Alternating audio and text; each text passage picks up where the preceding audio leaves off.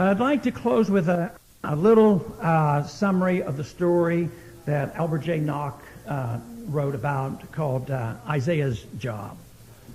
Isaiah, of course, from the Old Testament, was a prophet that was obedient to God.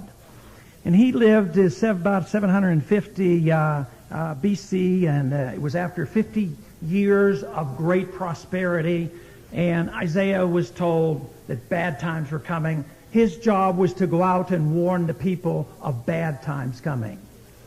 And he said he would. He was a little bit reluctant and argued a bit, and but then God warned him. He said, you could go out and you do it, and I want you to do it, but I want you to remember one thing.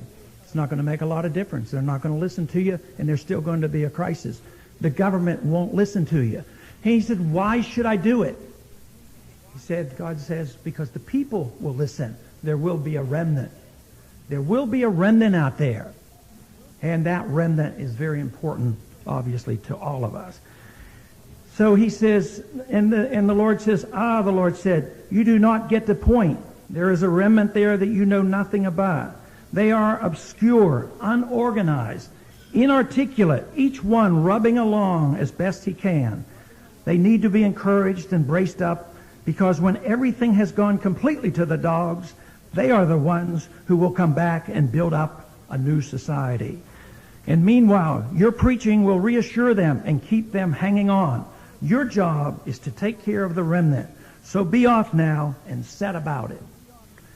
That's what our job is about. Be off and set about it.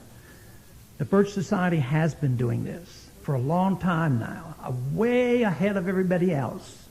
And they've received a lot of criticism.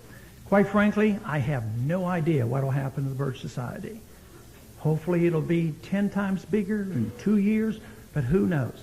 But I do know the message of the Birch Society is ringing loud and clear, louder and clearer than it ever has before. This is the reason we're coming to the point of getting a vote on the United Nations. At the same time, we see the Clintons taking us down the path of one world government, along with Republican leaders.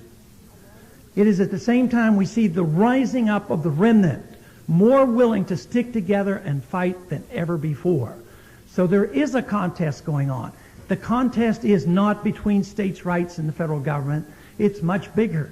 It's between the national sovereignty of this country. It has to do with liberty. It has to do with international world government, with fascism. So the groups are lining up. The battle is there, and we will have to fight it regardless. I do not see how we can avoid it. I am thankful that we have had a Birch Society. It is true. They have helped me from the very first day that I ran.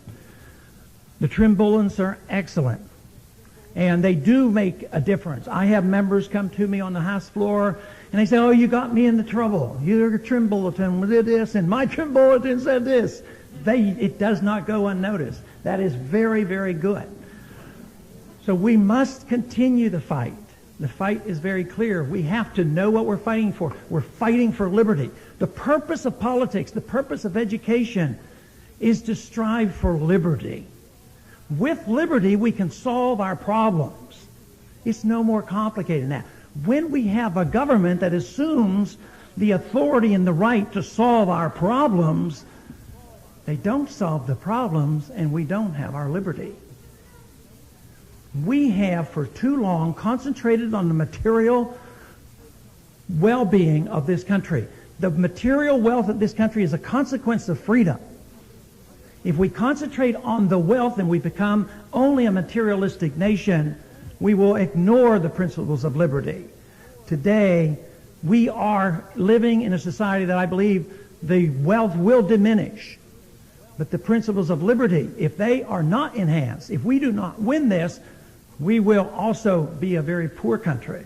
But I am optimistic enough to believe it's worth the effort to go, and I'm optimistic enough to encourage every one of you to continue to do what you're doing and encourage the John Birch Society to continue with the fight they have been fighting for a long time. Thank you very much.